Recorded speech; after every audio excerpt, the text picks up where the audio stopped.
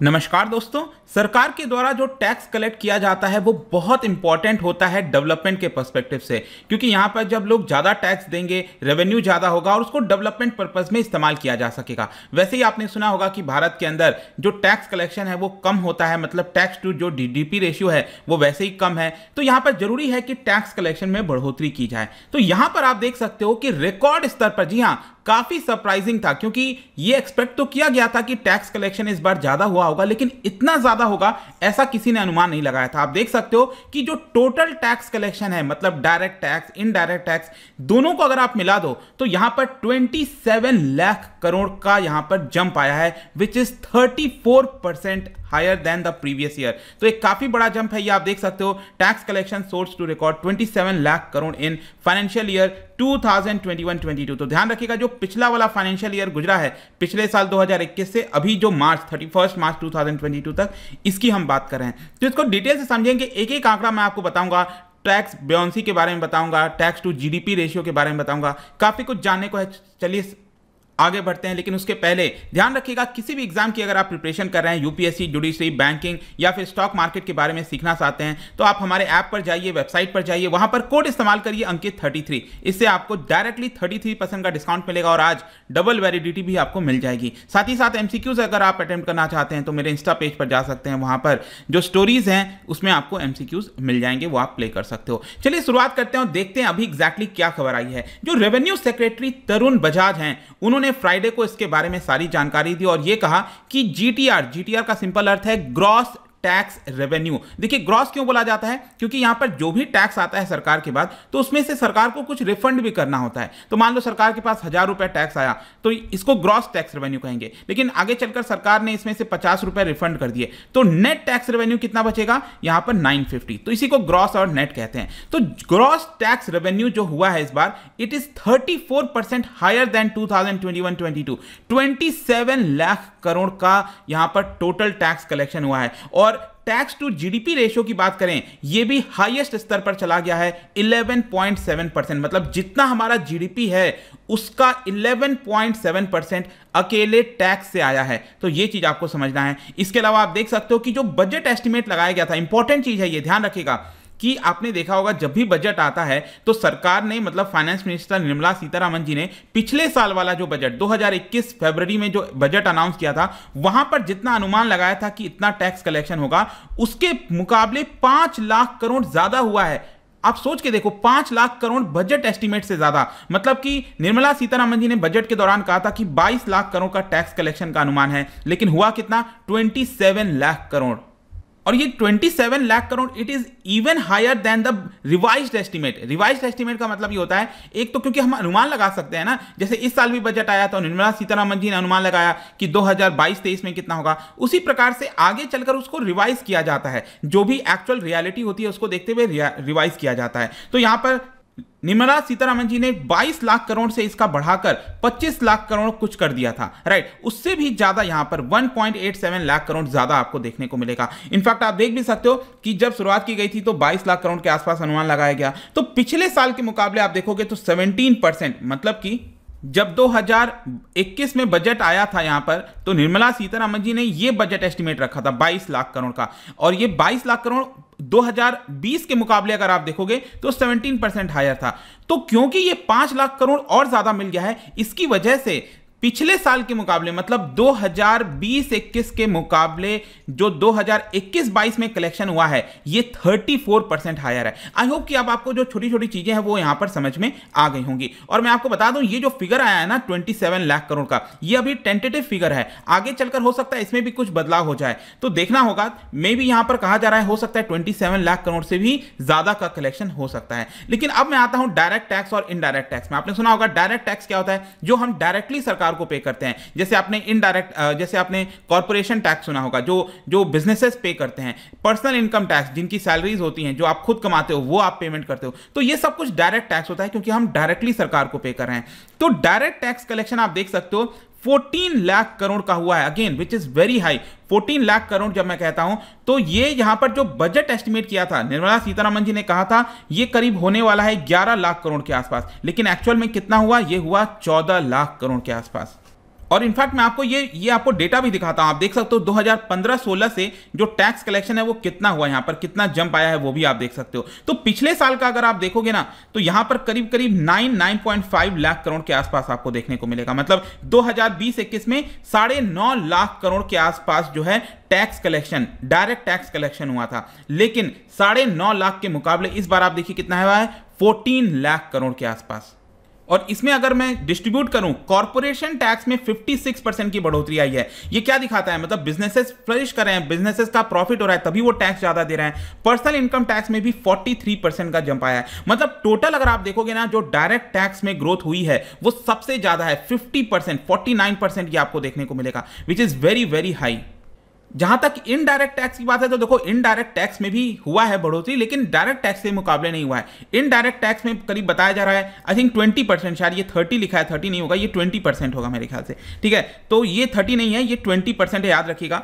और साथ ही indirect tax में क्या आता है, मतलब अल्टीमेटली टैक्स हम ही भरते हैं, मतलब कि कंज्यूमर ही भरता है, लेकिन वो इनडायरेक्टली जाता है। जैसे जीएसटी हो गया, आप जीएसटी क्या डायरेक्टली सरकार को देते हो? नहीं देते हो। आप जीएसटी देते हो बिजनेसेस को। आप कहीं पर शॉपिंग करने गए, बिजनेस को, वहां पर कपड़े वाली शॉप हो गई, स्टेशनरी शॉप हो गई, उसको आपने दे दिया, फिर वो जो शॉप है वो क्या करता है, फिर सरकार को देता है, तो इसलिए उसको इनडायरेक्ट टैक्स कहते हैं। तो यहाँ पर कस्टम ड्यूटी भी आता है, जो इंपोर्ट और एक्सपोर्ट होती हैं चीजें, उस पर कस्टम ड्यूटी लगता है, राइट, जो कि ट्रेड होता है। आपने सुना होगा कि इस बार का हमारा जो एक्सपोर्ट है वो बहुत ज्यादा हुआ है, $400 बिलियन को भी हमने क्रॉस किया है एक्सपोर्ट को। तो ये जो इंपोर्ट एक्सपोर्ट का जो डेटा है उसकी वजह से यहां पर कस्टम ड्यूटी में 48% का जंप देखने को मिलेगा। एक्साइज ड्यूटी में थोड़ा सा कॉन्ट्रैक्शन हुआ है, जस्ट 0.2% का। लेकिन जीएसटी आपने सुना ही होगा, इस साल जीएसटी में काफी ज्यादा, हर महीने आपको 1 लाख करोड़ से ज्यादा का कलेक्शन देखने को मिला था। एंड आई थिंक मुझे रिसेंटली भी याद है, जो अभी लास्ट ये आंकड़ा आया है आपका मार्च महीने का, उसमें जीएसटी का कलेक्शन शायद बताया जा रहा है, I think it was 1.42 lakh crore, जहां तक मुझे याद है। तो ये आप देख सकते हो जीएसटी में बढ़ोतरी हो रही है, हर एक चीज में यहां पर टैक्स कलेक्शन काफी ज्यादा हो रहा है। अब मैं आता हूं टैक्स टू जीडीपी रेशियो। मैंने आपको बताया टैक्स टू जीडीपी रेशियो का सिंपल अर्थ क्या हुआ कि जो हमारी जीडीपी है, मान लो हमारी जीडीपी 1000 रुपए है, ठीक है। अब 1000 के मुकाबले मैं कह रहा हूं कि टैक्स कलेक्शन हमारे देश में 100 रुपए है, तो इसका मतलब क्या हुआ, टैक्स टू जीडीपी इज 10%। उसी प्रकार से आप देखोगे 2020-21 में टैक्स टू जीडीपी रेशियो ये 10.3% था, लेकिन अभी ये बढ़कर कितना हो गया, 11.7%, विच इज अगेन हाईएस्ट। मतलब 1999 से जब से कैलकुलेशन किया जा रहा है तब से ये हाईएस्ट स्तर पर आ चुका है। इसमें भी अगर आप देखोगे ना टैक्स टू जीडीपी रेशियो में, तो direct tax to GDP ratio आ रहा है 6.1% और indirect tax to GDP ratio 5.6%, लेकिन जो total tax to GDP ratio 11.7%। अब मैं आता हूं टैक्स बॉयंसी के बारे में। देखो टैक्स बॉयंसी का पहले मतलब समझो होता क्या है। टैक्स बॉयंसी ये होता है, टैक्स बॉयंसी रेशियो कहते हैं इसको। इसका सिंपल अर्थ हुआ कि जीडीपी में कितना ग्रोथ हो रहा है उसके मुकाबले टैक्स में कितना ग्रोथ हो रहा है। मतलब अगर मान लो कहता हूं जीडीपी में 100 रुपीज का ग्रोथ हो रहा है और टैक्स में उतना ग्रोथ नहीं हो रहा है, मतलब कि इसको परसेंटेज से समझो आप। अगर मैं कहता हूं कि जीडीपी में 10% की बढ़ोतरी हो रही है, ठीक है, और टैक्स में यहां पर 11% की बढ़ोतरी हो रही है, मतलब कि टैक्स बॉयंसी ज्यादा होगा आपका, 1 से ज्यादा होगा। अगर टैक्स बॉयंसी की वैल्यू 1 से कम है, इसका मतलब टैक्स में उतनी बढ़ोतरी नहीं हो रही है, ठीक है। मान लो कहता हूं मैं कि टैक्स बॉयंसी आपका 0.9 है, इसका अर्थ यह हुआ कि जीडीपी ग्रोथ में 10% की बढ़ोतरी हो रही है, तो टैक्स में यहां पर 9% की बढ़ोतरी हो रही है। आया समझ में? तो ये जो टैक्स का कलेक्शन है वो जीडीपी ग्रोथ से और ज्यादा होना चाहिए। ये एक स्ट्रांग संकेत होता है, एक अच्छा होता है इकोनॉमी के लिए। तो यहां पर आप देख सकते हो टैक्स बॉयंसी जो है वो वेरी हेल्दी हो गया है और ये 1.9 आपको देखने को मिलेगा, मतलब कि which is very high. GDP में जितनी बढ़ोतरी हुई है उससे कहीं ज्यादा यहां पर आपको टैक्स कलेक्शन में आपको बढ़ोतरी देखने को मिलेगी। और इसमें भी आप देख सकते हो डायरेक्ट टैक्स, मैंने आपको पहले ही बोला काफी ज्यादा जंप आया है, इसलिए डायरेक्ट टैक्स का अगर आप बॉयंसी देखोगे तो इट इज 2.8 और इनडायरेक्ट टैक्स का आप देखोगे तो इट इज जस्ट 1.1। तो मतलब डायरेक्ट टैक्स बहुत तेजी से बढ़ा है। इसके अलावा एक और चीज होता है कि direct to indirect tax ratio. इसका अर्थ यह हुआ कि हमारे देश में कितना परसेंट जो है, मतलब कि कितना रेशियो है, डायरेक्ट टैक्स का कलेक्शन ज्यादा है कि इनडायरेक्ट टैक्स का कलेक्शन ज्यादा है। अब ये राइट साइड में आप ये पूरा चार्ट देखोगे तो इसमें आपको समझ में आएगा। ये जो ग्रीन वाला कर्व आप देख रहे हो ना, ग्रीन वाला कर्व डायरेक्ट टैक्स को दिखा रहा है और नीचे रेड वाला कर्व आपका इनडायरेक्ट टैक्स को दिखा रहा है। तो हिस्टोरिकली ये होता था कि डायरेक्ट टैक्स इनडायरेक्ट टैक्स से ज्यादा होता था, जो कि होना भी चाहिए, मैं आपको बताता हूं क्यों।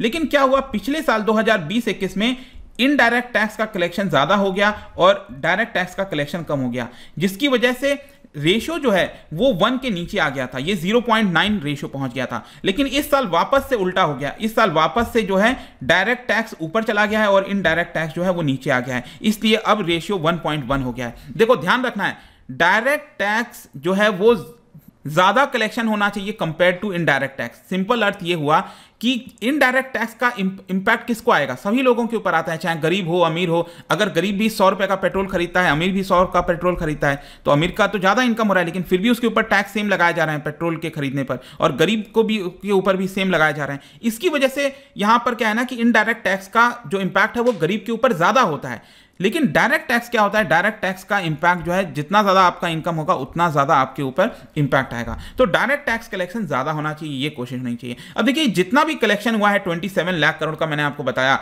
इसका बड़ा हिस्सा राज्यों के पास क्या है, स्टेट गवर्नमेंट के साथ शेयर करना होता है। और आप देख सकते हो 8.8 लाख करोड़ ये राज्यों के साथ शेयर किया गया है, जिसमें बताया जा रहा है कि जो रिवाइज्ड एस्टिमेट हुआ था उससे 1.4 लाख करोड़ ज्यादा राज्यों को मिला है। तो राज्य भी जो है वो ज्यादा खर्च कर सकते हैं। अब इन सबका कारण क्या है, रीजन भी आपको पता चलना चाहिए। देखो रैपिड इकोनॉमिक रिकवरी, मतलब कोविड का जो वेव आया था उसके बाद लगातार जो इकोनॉमिक रिकवरी है वो बहुत स्ट्रांग हुई है। सरकार ने जो इम्यूनाइजेशन प्रोग्राम लाया था उसकी वजह से इकोनॉमी को क्लोज डाउन नहीं करना पड़ा। इसके अलावा यहां पर जो कंप्लायंस है, मतलब कि सरकार कोशिश करती है कि हर एक व्यक्ति जिसको टैक्स देना चाहिए वो टैक्स दे, ये भी एक अच्छा एफर्ट हुआ है, जिसकी वजह से टैक्स कलेक्शन बढ़िया देखने को मिलेगा।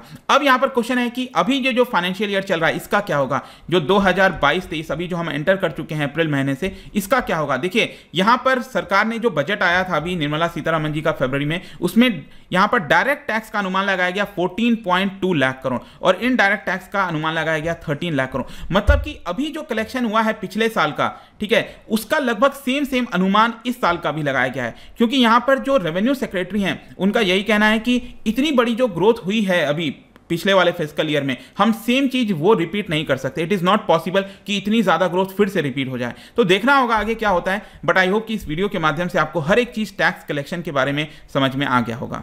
और जाने से पहले एक काफी इंटरेस्टिंग क्वेश्चन, आपको बताना है कौन से टैक्सेशन की हम बात कर रहे हैं। Under which of the following system the tax rate diminishes, ध्यान से सुनना, the tax rate diminishes as the taxable amount increases. ठीक है, इसको ध्यान से पढ़िए और बताइए किस टैक्सेशन की हम बात कर रहे हैं। इसका राइट आंसर आपको पता ही है, मेरे इंस्टाग्राम पर तो मिलेगा ही, वहां पर अगर आप नहीं हो कोई बात नहीं, टेलीग्राम से भी ले सकते हो उसका सही उत्तर। मैं कई सारे जो एमसीक्यूज हैं वो यहां पर स्टोरीज में डालते रहता हूं। बाकी अगर आपको पीडीएफ चाहिए तो टेलीग्राम पर आइए, अलग अलग सोशल मीडिया पर भी आप जुड़ पाएंगे। और जैसा मैंने बताया, अगर आप किसी भी एग्जाम की प्रिपरेशन कर रहे हैं तो आज आप ये कोड इस्तेमाल करिए अंकित 33, इससे आपको 33% का direct discount plus double validity मिल जाएगी। आई होप कि वीडियो आपको पसंद आया होगा। मिलता हूं आपसे next time, till then thank you very much, see you soon.